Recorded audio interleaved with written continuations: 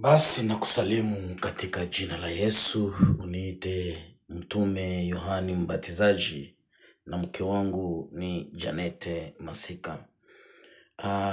Leo ninataka tuweze kuzungumza neno la Bwana katika kitabu cha Wagalatia. Kitabu cha Wagalatia. Leo tutatembelea Wagalatia. Tajua kwamba leo ni siku ya pili, tarehe 15 ya mwezi wa 4 mwaka 2025. Na ninakukaribisha katika kusikiliza neno la Bwana, maana hii neno la Bwana ni chakula chetu cha kila siku. Neno la Bwana ni chakula chetu cha kila siku. Lazima tutumie neno la kiroho, kwa sababu kama roho haipate chakula, hakika haitakuwa na afya. Na afya ya roho ni ya muhimu zaidi sana, kwa sababu afya ya roho inaleta baraka ndani ya mwili. Kwa hiyo kusudi mwili pate kuishi vizuri na siku nyingi, lazima roho iwe na afya. Na ndio maana maandiko nasema kila tamaa za dunia zote zinakuja kupiga mwili, ili kwamba mwili ishindane na roho, na ili usipate namna ya kufanya kile kenye unataka. Na wakati inaposema mwili inapigana na roho na roho inapigana na mwili, ili kwamba wewe usipate kile kenye unataka, ni kusema kwamba wewe uko katikati ya mwili na roho. Sema wewe ni nafsi. Kwa hiyo unapokuwa nafsi, ndani ya nafsi yako inapiganiwa sasa.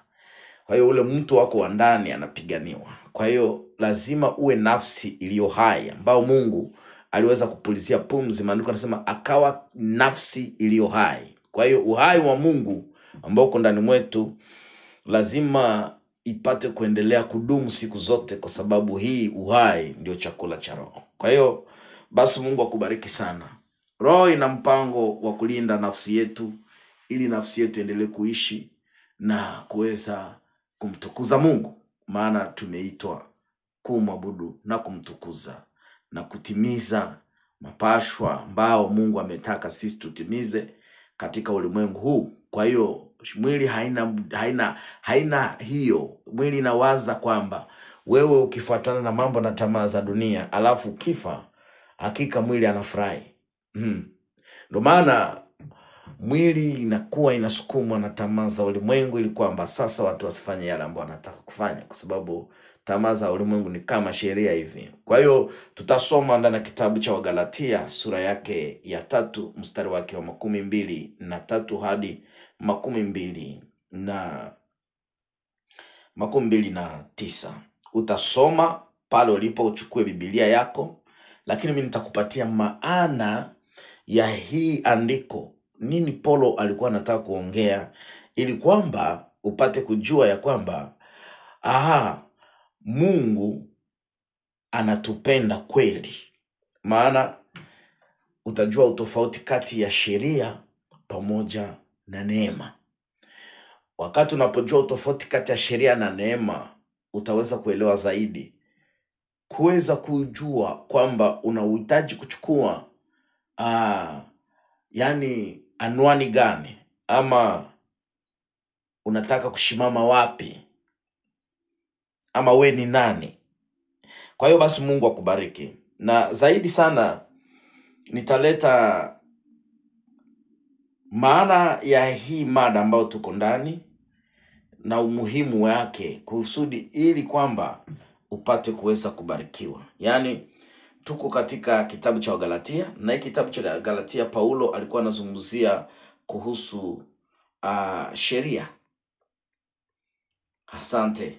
Acha tuombe. Baba, katika jina la Yesu Kristo wa Nazareti, nataka Bwana upate kutubariki wakati ambapo tunapoweza kujifunza maana ya andiko hili, Wagalatia sura 3 mstari wake wa 23 hadi 29. Roho Mtakatifu aendelee kutuongoza, ili kwamba tupate kusikia nini imeandikwa ndani na kwa nini imeandikwa, ili kwamba tuchukue nafasi gani katika maisha ambao iko ya muhimu kwetu kwa ajili ya kuweza kumtumikia Bwana wetu Yesu Kristo.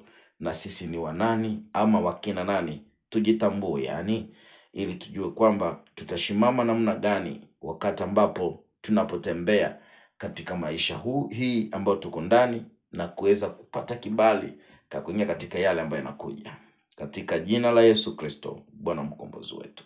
Amen. Ndugu msikilizaji, ningependa usitoke kabla hatujamaliza, na kabla haujamaliza anza kugawanya, kwa sababu ni mambo mazuri ambao unataka kwenda kusikia katika siku ya leo, na itakuwa baraka katika roho zako na roho yako, ndani ya mwili wako na ndani ya nafsi yako.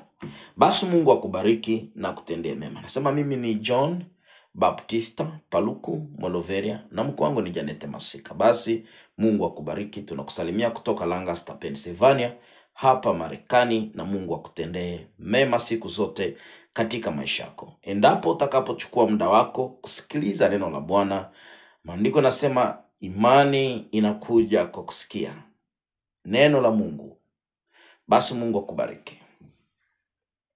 Maana ya Wagalatia sura 3 mstari wake wa 23 hadi 29. Kifungo hiki kutoka Wagalatia ni mojawapo ya maelezo muhimu ya kitheolojia ya Paul, yani aliyeitwa Saulo, huyu mwanafunzi aliyekutana na Yesu katika njia ya Damasiki. Kwa nazungumzia kuhusu imani na sheria na utambulisho wa Kikristo. Pale ilikuwa inatuonesha namna gani kutambua Ukristo, yani Kristo. Ndio mada tulionao katika ulimwengu wa sasa. Wengi wanajiita watu fulani, wengine wanajiita hii, watu kuna magawanyiko makubwa sana. Hivi ndivyo inavyoelezewa andiko na tafsiri hili. Maandiko inasema hivi: kabla ya kuja kwa imani hii tulikuwa tumefungwa chini ya sheria. Tumefungwa mpaka imani inayokuwa ikija ifunuliwe. Kwa hiyo sheria ilikuwa mlezi wetu mpaka Kristo alipokuja ili tuhesabiwe haki kwa njia ya imani. Sasa kwa kuwa imani hii imekuja, hatupo tena chini ya mlezi. Kwa hiyo katika Kristo Yesu ninyi nyote ni watoto wa Mungu kwa njia ya imani. Kwa maana ninyi nyote mliobatizwa katika Kristo mmevaa Kristo. Hakuna Myahudi wala Myunani, hakuna mtumwa wala mtu huru, hakuna mwanamume wala mwanamke, kwa maana ninyi nyote mmekuwa pamoja katika Kristo Yesu. Kama ninyi ni mali ya Kristo, basi ninyi ni uzao wa Ibrahim na urithi kulingana na ahadi za Mungu. Mada muhimu na maana yake. Jambo la kwanza, sheria kama mlezi wa muda. Yani kusema sheria ni kama mlezi wa muda. Kwa hiyo nitagawanya hivi kama vitu aina, nitaita sheria mwili. Na mwili huu una masheria zake. So mwili tunakaa ndani kama kwa muda, tunakaa kwa muda. Kwa hiyo mwili ina sheria zake na mambo hayo. Lakini sasa nitapenda nikuelezee zaidi maana kabisa ambao Paulo alimaanisha katika hali ya kwamba sheria alikuwa muongozi wetu, akitulinda na kutuchunga mpaka imani iliyokuwa natarajiwa ikuje, kwa sababu imani ilikuwa katika ahadi, na ilipokuja ikatimilika ile ahadi ya imani ambao ni Kristo mwenyewe. Kwa hiyo imani yetu ni Kristo. Kwa hiyo acha sasa nikueleze zaidi kuhusu na kukufafanulia zaidi kuhusu jambo hili, kwa sababu unaweza kusema asiyetii sheria yani amekufuru. Ndio. Sikiliza nafasi ya sheria na nafasi ya imani. Jambo la kwanza, sheria kama mlezi wa muda. Sheria ni mlezi wa muda tu, mlezi wa muda. Anaeleza sheria, huyu ni nani? Ni Paulo. Paulo anaeleza sheria ya Musa kama mlezi. Wakati mwingine imetafsiriwa kama mwalimu au msimamizi wa shule.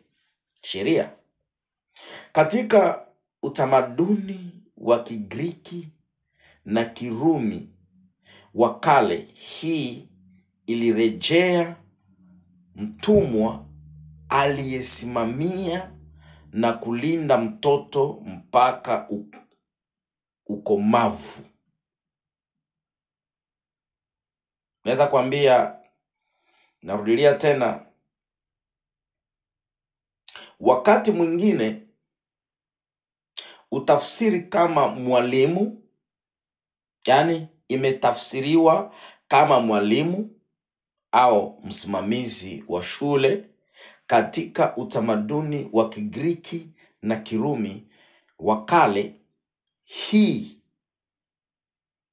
ilirejea mtumwa aliyesimamia na kulinda mtoto mpaka ukomavu. Kwa hiyo Paulo kuwa sheria ilihudumia kusudi hili la muda. Kusema Paulo kisa anavyosema, Paulo anasema kuwa sheria ilihudumia kusudi la muda. Kusudi la muda, ama mapenzi ya muda, ama kutaka kwa muda, ama yaliyopashwa kufanywa katika muda ule. Kuongoza na kulinda Israeli mpaka kuja kwake Kristo. Kwa hiyo sheria ilishimama kuongoza taifa ya Israeli pamoja na kuilinda mpaka kuja kwake Yesu Kristo.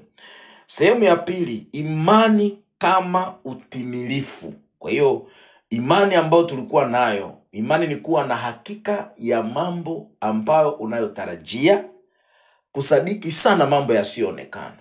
Kwa hiyo imani tuliyokuwa nayo ni kwamba tumeone Kristo. So imani kama utimilifu, ile imani tuliyokuwa nayo na ndo tuko nayo wakati ilitimilika, kwa sababu lazima imani iliyotimilika. Na tulipomwona Kristo aliyekuja kama imani yetu, alipokuja, alipokwenda, na tunaamini pia kwamba yupo na atarudi kwa nafasi ya pili kuja kuchukua sasa walioamini, wale watoto wa Mungu. Kwa hiyo sasa sheria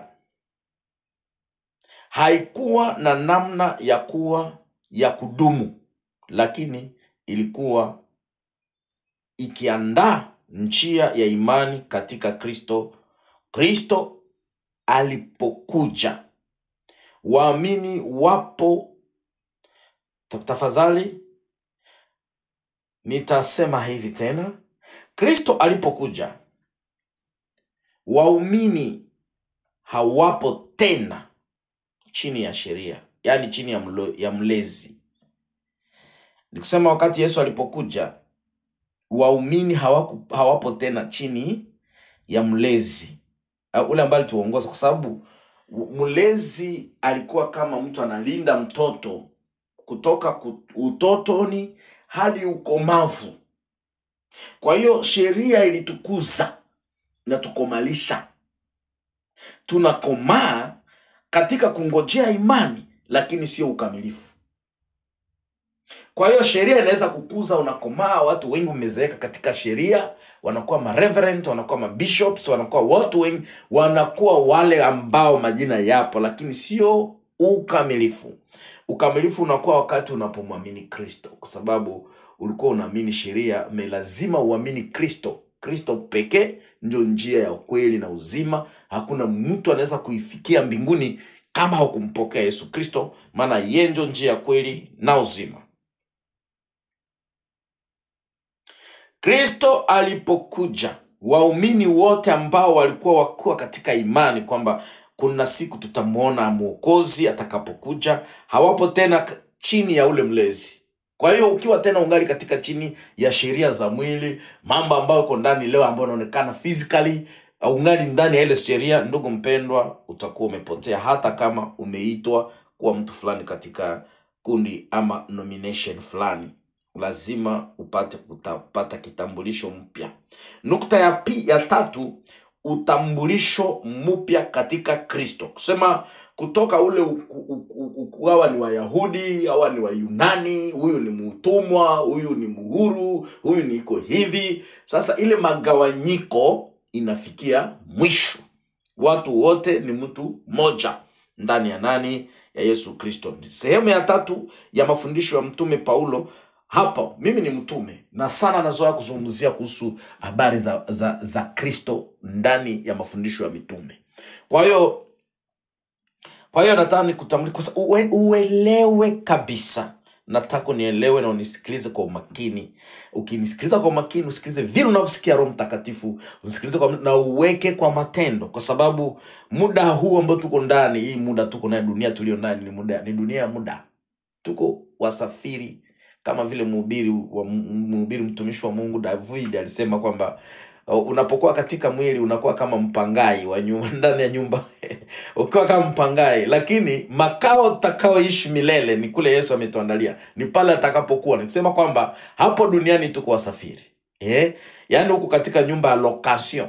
Ukifa unatoka ndani ya mwili, alafu napanda kuingia katika kungojea kuingia katika, yani unaingia ndani ya mwili ya milele ambao ndio nyumba yako ya milele, alafu unaingia katika nafasi ya kungojea pale paradiso. Basi Mungu akubariki sana wewe ambao unanifuata, lakini Mungu akubariki mtumishi wa Mungu David ambao uliweza kufafanua pale, na Mungu akubariki na kutendema. Kama aliye na masikio asikie, na Mungu akubariki sana. Kwa hiyo wewe ambao umesikiliza ubarikiwe pia. Kwa hiyo mimi nakuja na neno hili ili kwamba upate kujua utambulisho mpya. Unapaswa kuwa na kibali mpya. Kukuwa na citizen ya nje ndio onekana ndani, haiko mwisho. Uko msafiri. Ile nje ni dunia. Ungali katika dunia, ungali katika muda. Unajua kwa nini Mungu aliumba muda? Sisi binadamu tunaishi katika muda. Mungu iko nyuma, iko juu ya muda. Maana ndio ameweka muda. Kwa hiyo yeye ni wa milele. Na sisi wakati tunapompokea, tunaporudi tena pale kwenye tulipotoka, na tunakuwa ndani ya umilele. Kwa hiyo ukimwamini Yesu Kristo unaishi katika hapa duniani kwa muda, lakini uko ndani ya uzima wa milele. Napenda unisikie kama vile unavyosikia Roho Mtakatifu.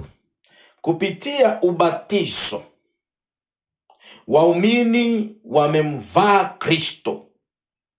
Nitakwambia kuhusu ubatizo. Kubatizwa ni kuzamishwa. Ubatizo ni kuzamishwa, yaani ni kuzika. Ubatizo ni kuzikwa, yaani mtu wa zamani amekufa, tunamzika. Ni kuzamishwa. Maana batizo inatoka katika neno Greek ambapo nasema batizo unasema immerger, kuzamisha. So unapobatizwa lazima ubatizwe mwili mzima. Hapa nasemea ubatizo halisi unaonekana katika macho ya binadamu. Lakini ubatizo ambao tunapokea ni ule ubatizo wa kumvaa Kristo. Ni sisi hatuonekani. Kwa hiyo mtu akivaa Yesu unamvaa kichwani, lakini kiwiliwili yote kiko uchi. Na ndio maana utakutanisha watu ambao walivaa Kristo kwenye kichwa. Yaani waliobatizwa kwa kichwa, wanavaa Yesu nusu. Hawamvai kabisa. Hawampe maisha yao yote. Kwa hiyo unapobatizwa ndani ya Yesu ni kuzamishwa ndani ya neno la Mungu, ndani ya Kristo ambaye ni mpakaliwa, ambaye alikuwa akuje ili kwamba sisi tupate kuweza kupata utambulisho mpya. Hii mabaji mnabeba kwenye seminari, mnakuwa na vibaji vikubwa, mnakuwa na yani chikarte cha kabambi cha kuonesha kwamba wewe ni Mkristo, kimsalaba hapa kwenye kifua, kwenye koti. Haiko kitambulisho. Hii vitu ya mapepeza government na nini, hii ni normalite ya kutimiza Kaisari kwa Kaisari na kwa Mungu. Kwa hiyo sio wokovu. Yani mtu akiwa na kikarte kikubwa, kibaji kikubwa, kicheno kikubwa, kikofia kikubwa, akiwa na kirobe kikubwa, yani kushuti na vile vikarvanti vitambulisho vya kuonyesha kwamba huyu ni Mkristo, haimaanishe wokovu, wapendwa, haimaanishe kuokoka. Hivi ni vitambulisho vya dunia tu vya kuonyesha huyu ni mtu fulani, lakini lazima kitambulisho na chapa ambao ni ya Kristo ndani mwetu inapaswa kuwa ndani ya roho, ndani ya ule mtu wa ndani, ile nafsi inapaswa kuwa huru. Bwana asifiwe. Haleluya. Kwa hiyo utambulisho mpya katika Kristo.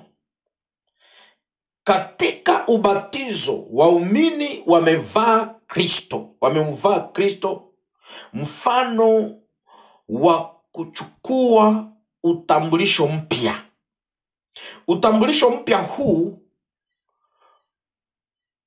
Utambulisho huu mpya unazidi migawanyiko ya kijamii ya awali, ile kusema uko Myahudi, uko Myunani, wewe uko mtumwa, wewe uko nini, usiyetahiriwa, mambo kama na haya. Yani unapompokea Kristo, habari za kutahiriwa ili kwamba uwe sijui, ile ilikuwa ni sheria ambao Mungu alifanya ili kwamba watu ambao wako chini ya uwito ama ndani ya imani, ambao Ibrahimu baba wa imani, suja wa imani, wanamuamini, wanaamini, wanakuwa watu wa ahadi, wapate kutambulika. Lakini Kristo alipokuja, hatuko tena chini ya ile sheria. Bwana sifiwe. Hatuko tena chini ya sheria. Hatusemi kwamba sheria ni mbaya, lakini hapa Paulo anamuita mlezi. Paulo anamuita mlezi ile migawanyiko ya kijamii. Kwa hiyo hii inaniingiza katika nukta yangu ya 4 ambao nimeandika kwamba usawa wa kimapinduzi. Na ndio maana wakati umapinduzi wa kupindua ile migawanyiko, matengano inapokuja, na ndio maana nasema hivi, kila mara wakati ukweli umeshuka,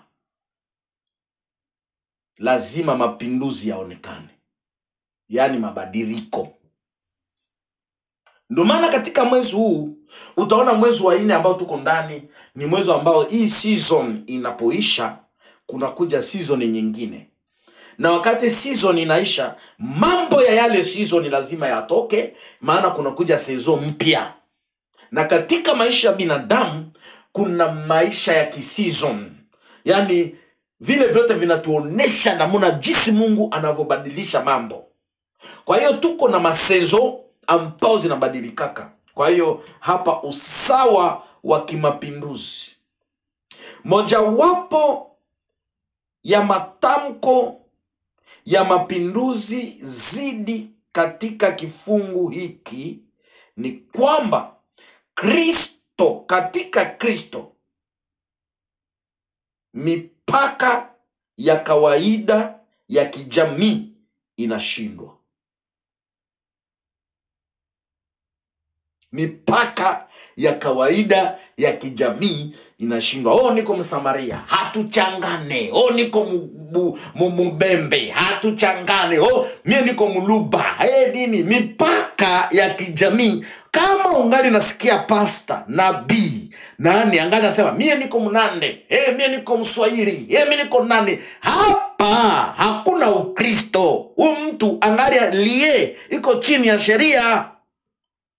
Hii swala za kikabila, za matengano zimepigwa marufuku. Na sisi watumishi lazima tushimamie hili. Na ndio maana nasemaka kila mara katika Apostolic Power of God Church, tuko against false doctrine. Ile false doctrine ni ile doctrine inaletaka matengano. Mungu unaozika kichwa ya mtu, lakini unavalisha Yesu kichwa ya mtu, lakini kiwiliwili hautaivalisha. Unabatizwa nusu. No. Tunapinga matengano. Tunapinga ile masuala ya mipaka. Maandiko nasema katika Kristo lazima mapinduzi yaonekane. Na njoo nukta yangu ya 4. Na mojawapo ya matamko ya kimapinduzi zaidi katika kifungo hiki kwa Wagalatia sura 3 mstari 23 hadi 29. Wengi watanipiga mawe najua. 29. Ni kwamba katika Kristo mipaka ya kawaida ya kijamii inashindwa. Hakuna Myahudi wala Myunani, hakuna mtumwa wala mtu huru, hakuna mwanamume na wanawake, hakuna mwanamume wala mwanamke. Lakini haimaanishi kama sheria ama haki ya mwanamke ama na mwanaume inabadilika. Ndio pale watu wanasikiaka vibaya. Maana sasa wanasema tuko mbele za Mungu. Hata unajua kuelewa Mungu. Mungu alisema aliumba mume na mke. Eske walikuwa separe? No. Mume haiko komplete kama mke haiko. Ni kusema mume na mke wote waliumba. Ndio maana maandiko nasema mume na mke wote wataacha wazazi, wataambatana, wao si wawili tena, watakuwa mwili mmoja. So mume na mke wanakomplete mwanadamu. Mungu hana sex ya femine na maskile. Hana maskile femine. No. Mungu ni roho. Maandiko nasema Mungu ni nini? Ni roho. Unaona ni no, Mungu hana femine maskile. Mungu ni roho, na roho haina femine na maskile. Roho haina wanaume na wanawake. Ndio maana maandiko yanasema kwamba wakati unapoingia katika maisha ya mbinguni, kuna mume na mke. Sote tunakuwa nini? Mwile nature ya roho. Lazima kama hujaelewa mambo kama na haya, mbinguni iko nguvu kwako. Bwana sifiwe.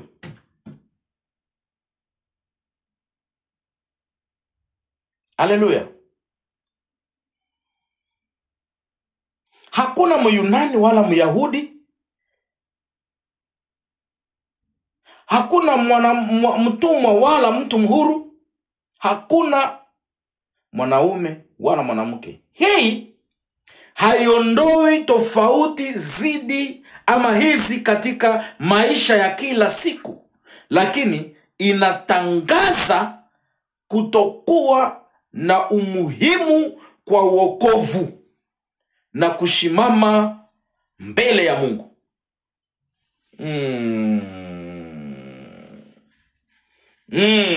Inatangaza kutokuwa na umuhimu kwa wokovu na kushimama mbele za Mungu. Kwa nini? Maana Mungu ni roho. Na Mungu anatafuta watu atakao maabudu katika roho na kweli. Unapaswa kujua verite. Kwa hiyo nukta yangu ya 5 inasemea kuhusu wariti. Sisi sote tuko waheritier.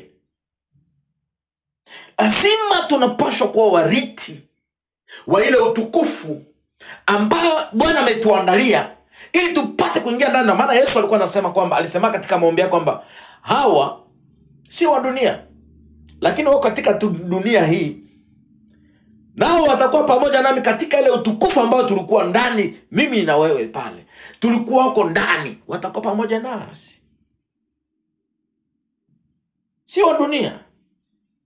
Kwa hiyo katika nukta yangu hii ya 5 ambayo nimeweka hapo, ili kwamba nipate kukuambia, lazima hapa na wewe unaweza kuleta nyingine nukta ili kwamba maelezo, kwa sababu neno la Bwana ni mpya siku zote. Nukta yangu ni kwa na nukta 5 ambao zinapaswa zinaeleza kuhusu habari za sheria pamoja na imani ama neema.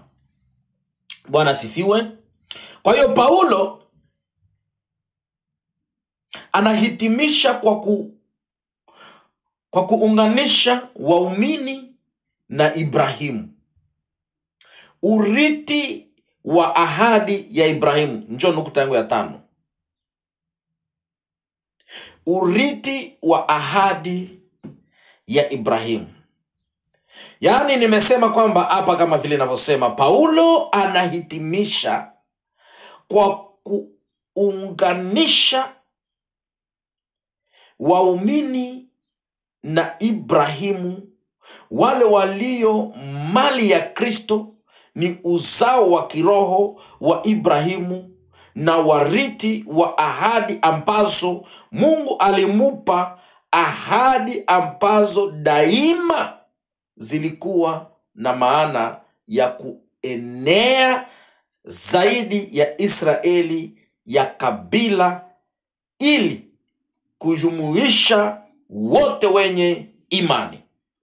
Nitakwambia katika lugha ya Kiingereza ili upate kusikia pole pole. Kwa hiyo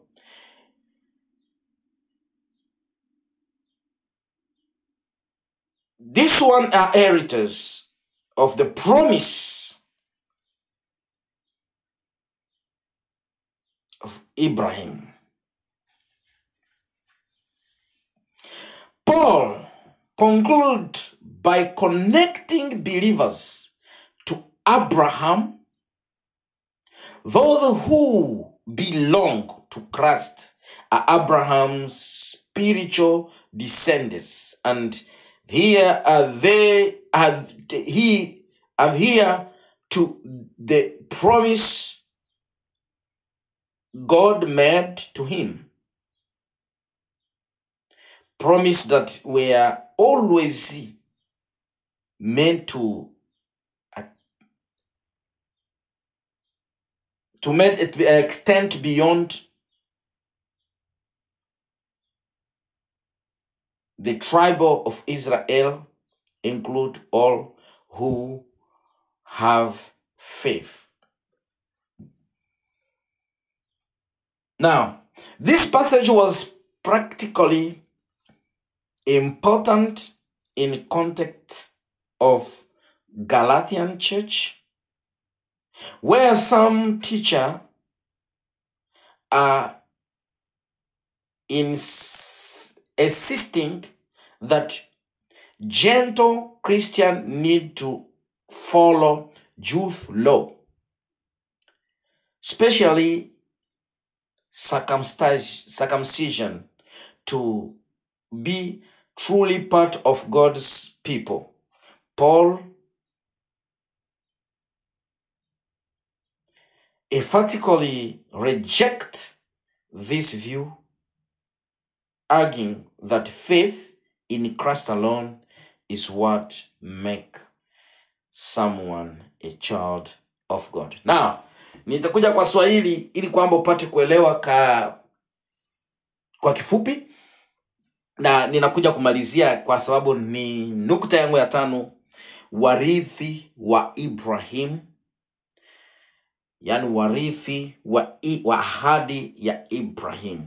Kusema kwamba Paulo anahitimisha kwa kuunganisha waumini na Ibrahim, wale walio mali ya Kristo ni uzao wa kiroho wa Ibrahim na warithi wa ahadi ambazo Mungu alimupa, ahadi ambazo daima zilikuwa na maana ya kuenea zaidi ya Israeli ya kabila ya kikabila, ili kujumulisha wote wenye imani. Kifungo hiki kilikuwa muhimu sana katika katika kusudi kwa kanisa, tafadhali, kwa kanisa la Galatia, ambapo baadhi ya walimu wengi walikuwa wakisisitiza kwamba Wakristo wa mataifa walihitaji kufuata sheria za Kiyunani ama ya Kiyahudi, hasa tohara tafadhali, ili kuwa sehemu ya watu wa Mungu. Paulo anakataa kabisa, na mimi nakataa kabisa, na wewe ukiwa muamini ungesema no, anakataa kabisa. Njo hapa swala la mapinduzi liko. Paulo anakataa mtazamo huu kwa mkazo, tafadhali, kwa mkazo, akisisitiza kuwa imani katika Kristo pekee ndiyo inayomfanya mtu kuwa mtoto wa Mungu. Yani hautakuwa mtoto wa Mungu kama kumwamini Yesu, na kama hautaingia mbinguni. Yesu pekee, Christ alone is our experience, we hope, our hope of the glory. Christ alone is the hope of our glory. Kwa hiyo Mungu akubariki wewe unanifuata kwa hiyo wakati. Je, unaweza kumwamini Yesu Kristo? Maana imani imekuja, iko sasa mpaka leo. Maandiko nasema imani inakuja kwa kusikia nani? Neno la Mungu. Maana imani ni ule Yesu. Imani ni mtu. Imani ni mtu, ndugu mpendwa. Imani ni mtu. Imani ni neema. Neema ni mtu pia. Bwana sifiwe. Naweza sitakwambia mtu binadamu, no. Imani inaongea, imani inatembea, imani inazungumza, imani inafanya kazi, imani inafungua, imani inakutosha. Je, unataka kumwamini Yesu Kristo? Imani ni nguvu. Ndio maana maandiko nasema pasipo imani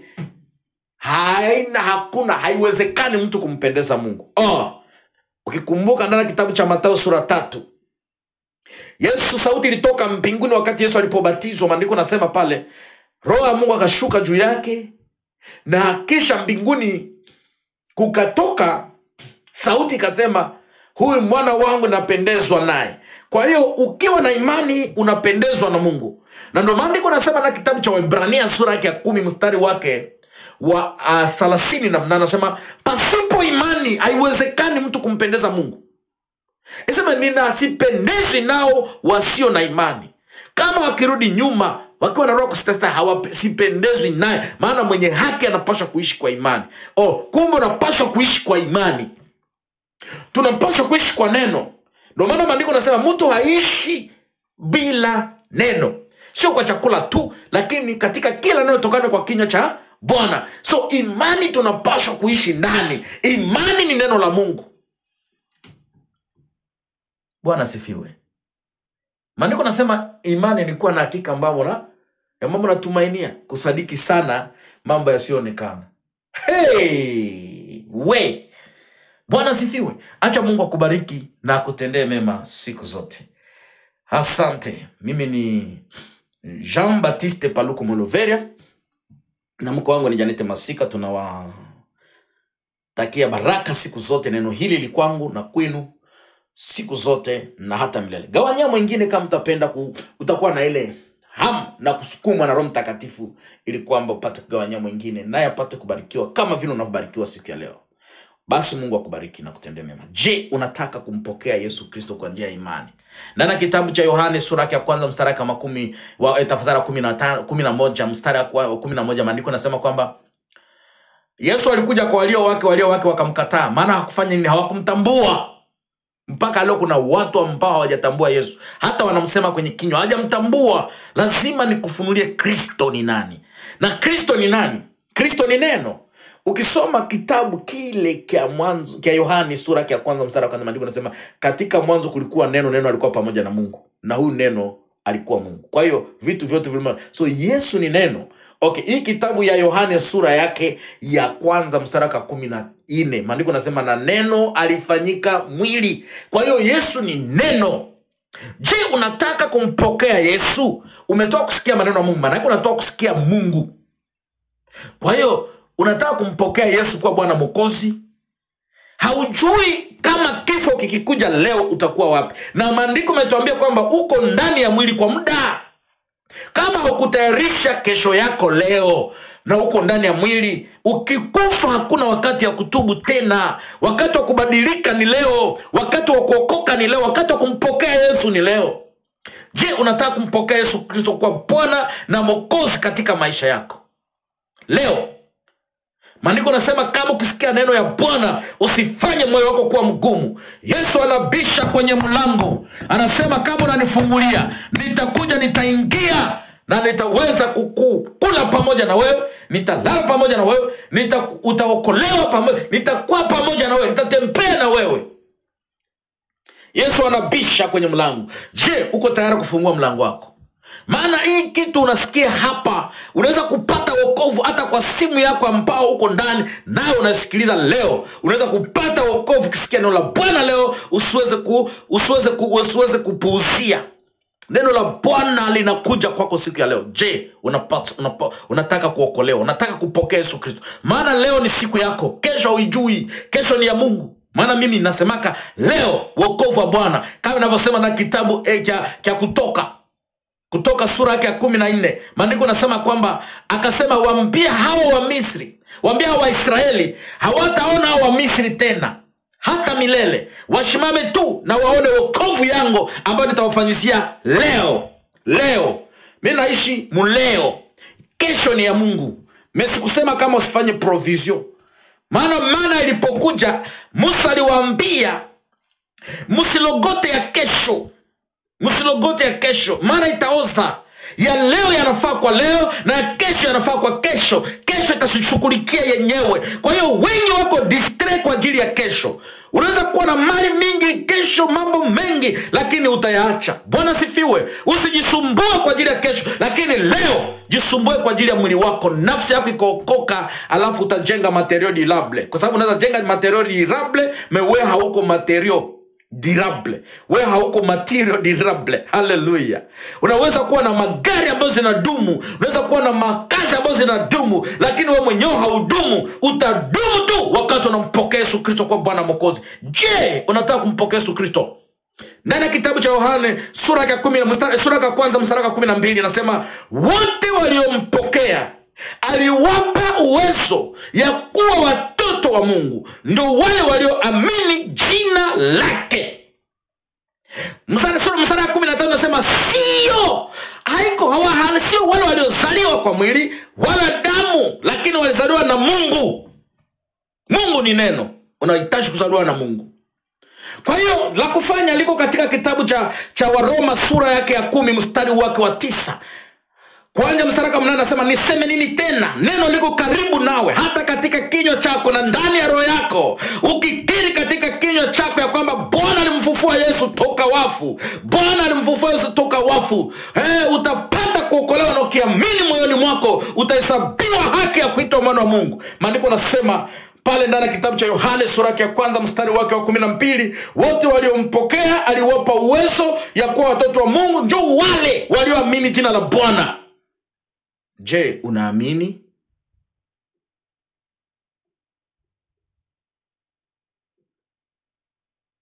Na ngoja useme ndio. Kuamini ni kukata hatua. Kuamini sio kujisikia. To believe is decision, is not feelings. Kuamini ni kukata hatua, ni kusema mimi naamua leo nataka maisha yangu Yesu ayabadilishe. Je, unaamini? Na kama unaamini, acha tuombe pamoja. Utarudilia masemi, maana vile ndani kitabu cha Waroma kinasema 10 ni kukiri katika kinywa chako hata kupata wokovu. Je, unataka kuamini? Kusudi usikue chini ya utumwa, usikue chini ya mwili. Maana mwili ni ya muda, na mambo ambayo na dunia tuko naishi ndani ni ya muda. Lazima tuishi milele. Unapaswa kuishi katika dunia hii na uko ndani ya umilele.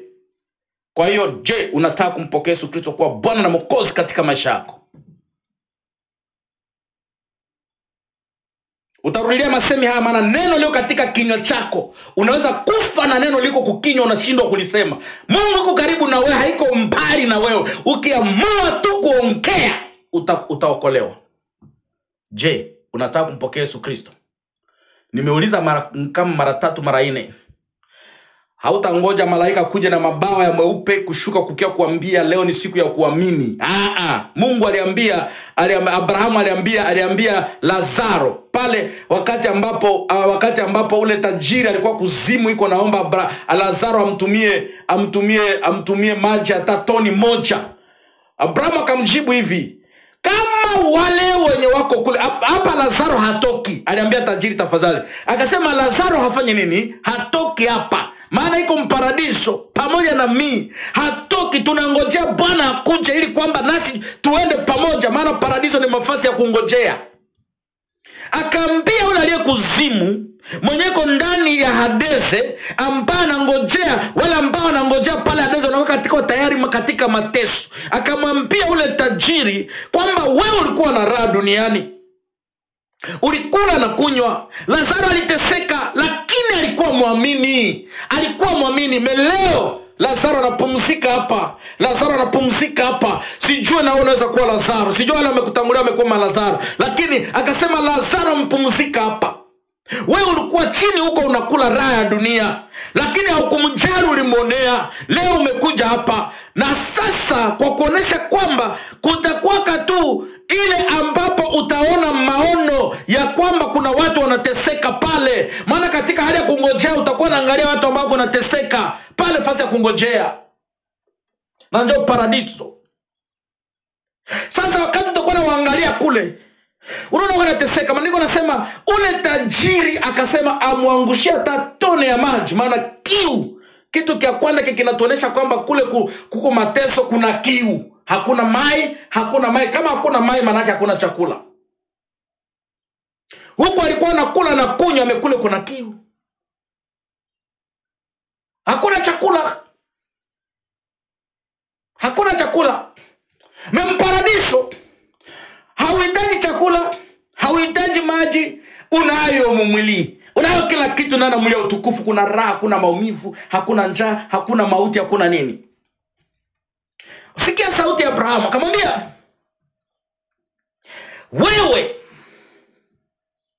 haiwezekani kwa mtu mwenye kwa mparadiso kuzungumza na watu benye biko kudunia.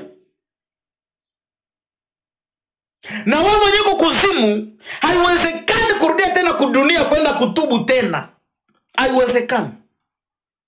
Akamwambia, wewe deja umefika kwenye unapaswa kukua na unangojea kuteketea katika moto. Njoo vile alikuwa anamaanisha.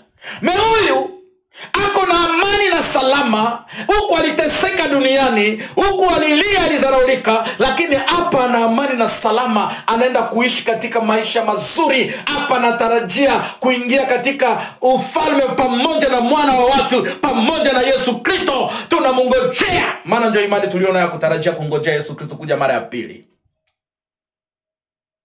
ili kwamba pate kuja kuchukua kanisa lake. Akasema kama bale benye biko kule kudunia habakusikia bakina Jean Baptiste, habakusikia bakina David, habakusikia bakina pasta fulani, habakusikia bakina evangelist fulani, habakusikia mjakazi fulani, nao sehemu yao iko kumoto kule kwenye huko. Maana haiwezekani, hakuna uhusiano kati ya watu ambao mparadiso na Hadese na dunia. No. Ni kazi yao kuamini. So hatuwezi kuamulia, decision ni yao. Kwa hiyo unaona kata decision. Je, unataka kuwa kama tajiri aliyepata raha duniani kisha anaenda kuishia katika Hadese? Fasi ya kiu. Basi kama unataka uishi katika maisha ya raha, kwa sababu hawezi kujua siku wala na saa, leo ndio siku yako. Je, unataka kumpokea Yesu Kristo kwa Bwana Mwokozi? Kama ndio, karibu. Utarudia masemi haya. Utasema, Bwana Yesu, mimi nakuongoza kwa sababu hautaweza kujiombea. Lakini nakuongoza, amini kama niwe peke kwa imani unamuita Yesu. Sema, Bwana Yesu, nimesikia neno lako. Ninaamini leo ya kwamba ulikufa ukafufuka, na mpaka leo uko hai. Na kuja kwako, na kuita, na kubali kukupokea kuwa Bwana na Mwokozi wa maisha yangu. Na vaa anwani mpya, na kubali kubatizwa ndani yako, na kubali kuzamishwa ndani mwako, na kuvaa, nipe utu mpya, ya zamani ipite. Maana leo nimeamua kukufuata wewe. Zima jina langu katika kitabu cha mauti, andika jina langu katika kitabu cha uzima, maana limeandikwa tayari toka misingi ya ulimwengu haijawekwa. Kwa jina la Yesu Kristo. Na mimi nimesamehewa na nimeondolewa dhambi. Nimekuwa kiumbe kipya, ya zamani yamepita na mimi nimekuwa kiumbe kipya. Nitakufuata mpaka utakapokuja hadi mbinguni, kwa jina la Yesu Kristo. Amen. Umekuwa kiumbe kipya, mbinguni kuna furaha. Anja kutafuta wapi utasikiliza neno la Bwana. Tafuta mchungaji ambaye atakuwa baba, atakaye kushauri, kukuongoza. Mungu akubariki na kutendea mema kwa jina la Yesu Kristo. Amen. Furaha kuna mbinguni. Bwana, tunakushukuru, tunasema asante kwa furaha mbinguni, ambao malaika wanashangilia kwa ajili ya wokovu ya huyu mtu mmoja. Nafsi inakuja kwako, umekurudilia Bwana. Kuzimu imeperte, lakini sisi tumepata benefisi. Asante Yesu kwa kuokoa huyu ndugu, dada, kaka na mama na baba na mtoto huyu ambaye iko chini ya sauti hii, kwa jina la Yesu Kristo. Amen. Alichoshika Mungu hakuna anaweza kukinyang'anya. Basi Mungu akubariki na akutendee mema. Uniite Apostle Jean de Baptista Paluku Moloveria na mke wangu Janete Masika. Ubarikiwe.